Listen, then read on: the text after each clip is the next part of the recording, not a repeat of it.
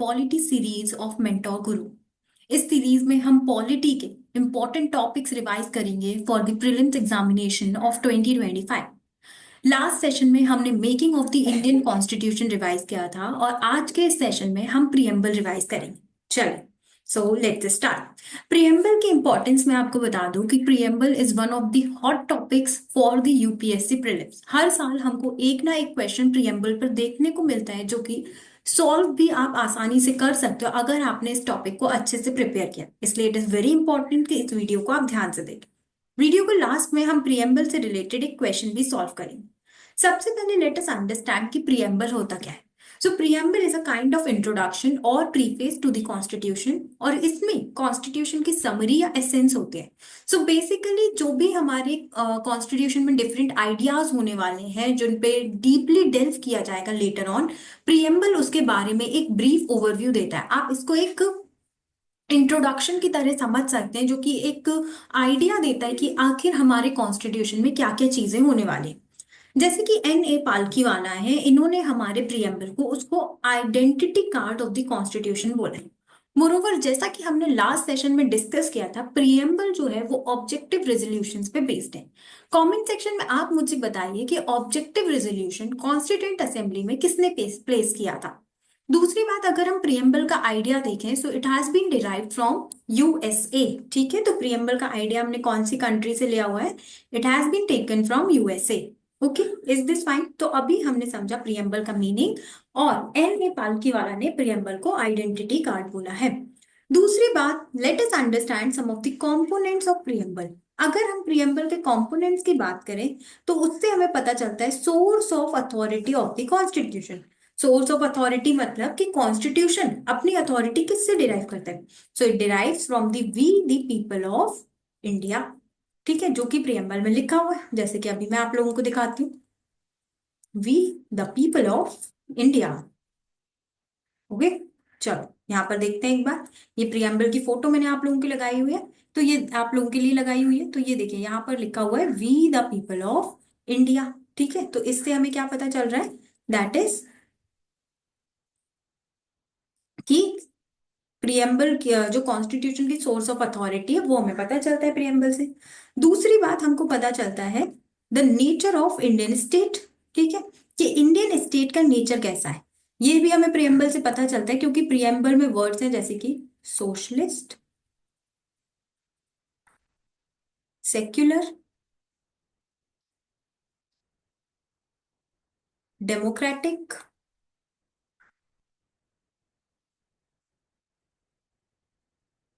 और Republic. Okay, चलो ये भी देख लेते हैं एक बार, कहाँ दिया हुआ है प्रियम्बल में। यहाँ पर आप देखिए, ये दिया हुआ है solemnly resolve India into a sovereign socialist secular democratic Republic. इससे पता चलता है कि जो इंडियन स्टेट है वो उसका नेचर कैसा है, क्या वो सेक्युलर है, क्या वो डेमोक्रेटिक है। ओके, फिर हमें ऑब्जेक्टिव्स ऑफ द कॉन्स्टिट्यूशन पता चलते हैं। ऑब्जेक्टिव्स ऑफ द कॉन्स्टिट्यूशन जैसे कि justice, equality,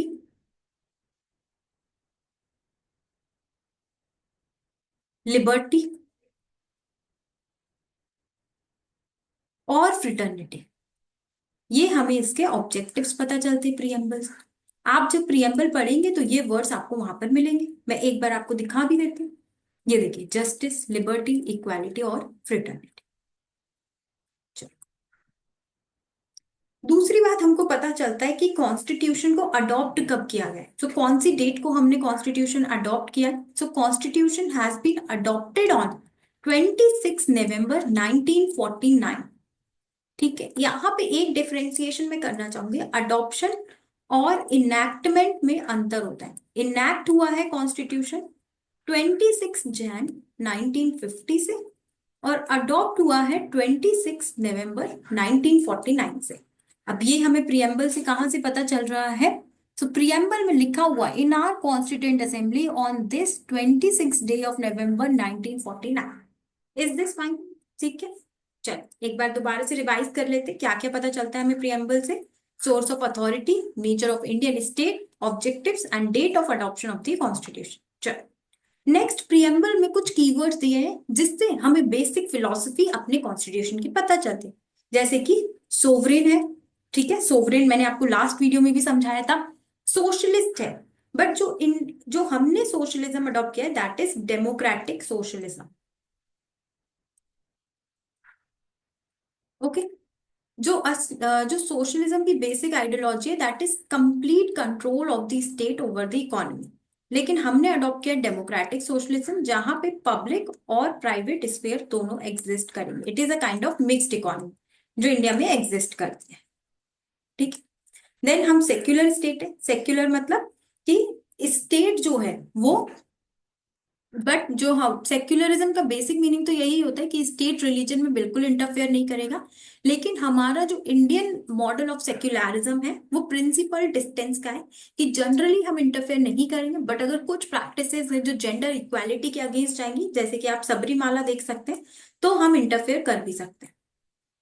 okay, but we are a secular state, ठीक है। सभी रिलीजन्स को इक्वली ट्रीट करते हैं। Then democratic, obviously article 324 talks about free and fair elections, ठीक है। तो डेमोक्रेसी तो हमारे यहाँ है।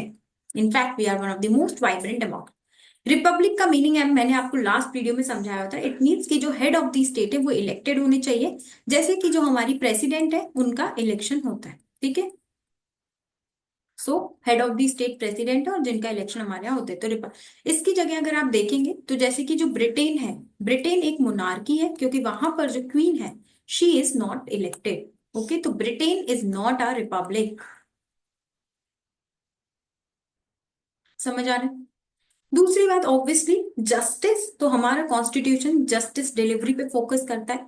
We have independent judiciary. Social justice के लिए हमारे यहाँ अफर्मेटिव एक्शन के प्रोविजन है। So this is how the preamble is telling about the basic philosophy of the constitution. दूसरी बात, हम लिबर्टी पे फोकस करते हैं। सो लिबर्टी कैसे है? आर्टिकल 19 में हम freedom of speech and expression, right to freedom, article 19 basically talks about right to freedom. तो हम लिबर्टी पे भी फोकस करते हैं। इक्वालिटी, इक्वालिटी के लिए क्या आप मुझे कमेंट सेक्शन में बता सकते हैं आर्टिकल कौन सा है? कौन सा आर्टिकल है इक्वालिटी के लिए? देन फ्रिटर्निटी, तो ब्रदरहुड की बात होती है हमारे अंडर दी फंडामेंटल ड्यूटीज जो कि दी गई है आर्टिकल 51A में। ओके, तो जो भी हमारे डिफरेंट कॉन्स्टिट्यूशनल प्रोविजंस है उनकी फिलोसफी हमारे प्रियम्बल में इम्बाइब्ड है। Next let us discuss about the significance of the preamble. But significance discuss करने से पहले मैं एक बार फिर से रिविजिट करना चाहती हूँ कि हमने क्या क्या पढ़ा। So first we discuss the meaning of preamble, फिर हमने उसके कंपोनेंट्स देखे, और फिर हमने उसके कीवर्ड्स देखे कि प्रियम्बल में क्या क्या कीवर्ड्स हैं और उनका मीनिंग समझा। इट इज वेरी इंपॉर्टेंट क्योंकि इन कीवर्ड से यूपीएससी क्वेश्चंस पूछता है। इसकी सिग्निफिकेंस हम देखें तो ऑब्वियसली बेसिक फिलोसफी और फंडामेंटल वैल्यूज बताता है जिस पर हमारा कॉन्स्टिट्यूशन बना हुआ, जैसे कि लिबर्टी, इक्वालिटी, फ्रेटर्निटी। फिर ये हमें grand and noble vision constituent assembly का बताता है, और उनके जो हमारे फाउंडिंग फादर्स थे उनके एस्पिरेशंस और ड्रीम्स भी हमें दर्शाता है। नेक्स्ट कुछ ऐसी इंपॉर्टेंट चीजें आपको याद होनी चाहिए कि डिफरेंट डिफरेंट जो हमारे कॉन्स्टिट्यूशन मेकर्स थे उनका व्यू क्या था प्रियम्बल पे। तो जैसे कि अल्लादी कृष्ण स्वामी अय्यर ने प्रियम्बल को बताया है, the preamble to our constitution expresses what we had thought और ड्रीम्ड सो लॉन्ग। ये सिर्फ आपको प्रीलिम्स के लिए नहीं, इनफैक्ट मेंस में भी अगर आप कभी प्रियम्बल पे कोई आंसर लिख रहे हैं तो आप इस तरह से स्टार्ट कर सकते हैं। ये काफी वैल्यू ऐड करेगा आपके आंसर्स में। फिर के एम मुंशी ने प्रियम्बल को डिस्क्राइब किया है as the horoscope of our sovereign democratic republic. Okay, तो आइडेंटिटी कार्ड किसने बोला है? एन ए पालखीवाला ने। ओके, आइडेंटिटी कार्ड है प्रियम्बल, ठीक है। फिर हॉरोस्कोप वाला किसने बोला? Horoscope of our sovereign democratic republic, ये बोला है के एम मुंशी ने। उसके बाद preamble is something that we had dreamt और thought of so long, so वो किसने बोला? अल्लादी कृष्ण स्वामी अय्यर ने। तो आप एक एक कीवर्ड से भी याद कर सकते हैं, पूरा सेंटेंस नहीं भी याद हो रहा है आपको तो। ओके, नेक्स्ट एक इंपॉर्टेंट चीज जो आपको पता होनी चाहिए कि क्या प्रियम्बल कॉन्स्टिट्यूशन का पार्ट है या नहीं है, और अगर प्रियम्बल कॉन्स्टिट्यूशन का पार्ट है तो ये कौन से केसेस में आया था। तो सबसे पहले जो बेरूबारी यूनियन केस हुआ था उसमें तो सुप्रीम कोर्ट ने बोला कि प्रियम्बल पार्ट नहीं, but again Kesavananda Bharati case में दोबारा से प्रियम्बल ने अपने प्रीवियस सुप्रीम कोर्ट ने अपने प्रीवियस जजमेंट को ओवरटर्न किया और उन्होंने बोला कि प्रियम्बल पार्ट है, and this was again reiterated in LIC of India case as well. तो ये आपको पता होना चाहिए कि सबसे पहले तो प्रियम्बल पार्ट है, दूसरी बात कौन से केस में क्या बात बोली गई। नेक्स्ट, प्रियम्बल पार्ट है, बट कुछ चीजें हैं जो आपको नोट डाउन करनी है कि सबसे बड़ी बात की ना तो कोई ये सोर्स ऑफ पावर है और ना ही ये प्रोहिबिट करता है upon the powers of legislature. दूसरी बात, ये नॉन जस्टिसिएबल है। नॉन जस्टिसिएबल का मतलब ये है कि आप कोर्ट में नहीं जा सकते हो, ठीक है। अब ये कहकर जैसे कि अगर कोई आपके फंडामेंटल राइट्स वायलेट कर रहा है तो आप कोर्ट में जा सकते, बट फॉर दिस ये कोर्ट ऑफ लॉ के थ्रू प्रियम्बल के जो प्रोविजन है वो एनफोर्सेबल नहीं है। Okay, now another thing that you should know is कि क्या प्रियम्बल को अमेंड किया जा सकता है। सो यस, ठीक है, ये भी केशवानंद के बी सी केशवानंद भारती केस में बोला गया था कि क्योंकि प्रियम्बल एक पार्ट है तो हाँ उसको अमेंड किया जा सकता है। एक अमेंडमेंट हुआ भी है, that is 42nd amendment act, जिसमें 3 वर्ड्स ऐड किए गए, सोशलिस्ट, सेक्युलर एंड इंटेग्रिटी। इस पर क्वेश्चन आ भी चुका है, so this is very important. 42nd amendment act हुआ 1976 में, जिसके अंडर प्रियम्बल में 3 वर्ड्स ऐड किए गए। ना, अब जो भी प्रियम्बल पे आपको इंपॉर्टेंट चीजें पता होनी चाहिए थी वो मैंने आपको पढ़ा दी। चलिए अब हम एक क्वेश्चन सॉल्व करते हैं रिगार्डिंग डेमोक्रेसी, क्योंकि डेमोक्रेसी जो वर्ड है वो प्रियम्बल में दिया हुआ है, इसलिए हमें इसका मीनिंग अच्छे से पता होना चाहिए। This is a previous year question asked in 2017। तो यहां पर पूछ रहा है कि डेमोक्रेसी की जो सुपीरियर वर्च्यू है, it lies in the fact that it calls into activity, intelligence and character of ordinary man and women. B. Methods for strengthening executive leadership. C. Superior individualism, individual with dynamism and vision. D. Band of dedicated party workers. इस question को, इन तरह के question को solve करने का सबसे अच्छा method होता है एलिमिनेशन। क्या ये एक डेडिकेटेड पार्टी वर्कर्स की बैंड होती है डेमोक्रेसी? नहीं। Superior individual? नहीं। एग्जीक्यूटिव लीडरशिप को स्ट्रेंथन करने के लिए नहीं होता, तो बचा A, so the answer is A. अब एक बार दोबारा से डेमोक्रेसी का थोड़ा सा मीनिंग समझते हैं। सो डेमोक्रेसी ग्रीक वर्ड से आता है, जिसमें 2 वर्ड मिलाए गए हैं, demos and kratos. Meaning, democracy can be thought of as power of the people, ठीक है।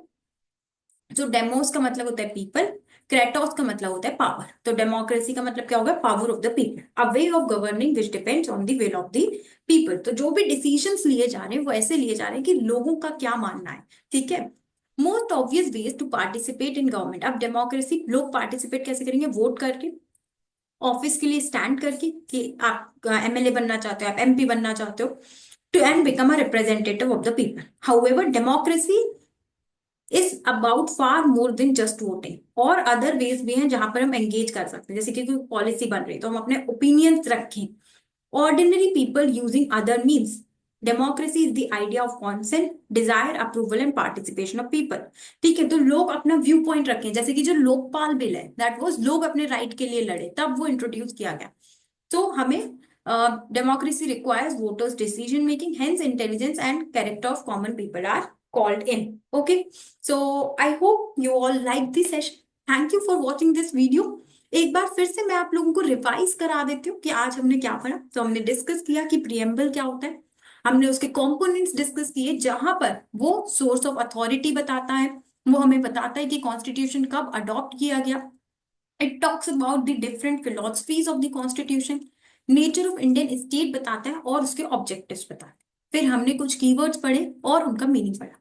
Next we talked about the significance, और फिर हमने पढ़ा कि डिफरेंट जो कॉन्स्टिट्यूशन मेकर्स थे उनका क्या व्यू था। जैसे कि अल्लादी कृष्ण स्वामी अय्यर ने इसको बोला था, preamble is something that expresses what we had thought और dreamed so long. K Munshi ने इसको हॉरोस्कोप बताया थी of the sovereign democratic republic. फिर हमने देखा क्या प्रियम्बल पार्ट है या नहीं है, तो बेरूबारी केस में ऐसा बोला गया कि नहीं है, और बाद में 2 जजमेंट्स आए, Kesavananda Bharati case and LIC of India case, जहां पर बोला गया कि हाँ ये पार्ट है। बट एक चीज आपको नोट डाउन करनी है कि प्रियम्बल नॉन जस्टिसिएबल है, कोर्ट ऑफ लॉ के थ्रू इसे एनफोर्सेबल नहीं कराया जा सकता है। दूसरी बात, ना तो ये सोर्स ऑफ पावर है और ना ही source of prohibition. Another thing that we talked about कि हाँ प्रियम्बल को अमेंड किया जा सकता है, तो उसमें मैंने बताया कि हाँ केशवानंद भारती केस में ऐसा बोला गया कि प्रियम्बल को अमेंड कर सकते हैं थ्रू 42nd अमेंडमेंट एक्ट। उसमें अमेंडमेंट किया भी गया जहां पर 3 वर्ड्स ऐड किए गए, सोशलिस्ट, सेक्युलर एंड इंटेग्रिटी। फिर हमने ये क्वेश्चन सॉल्व किया। So thank you for watching this video, stay updated for more such content.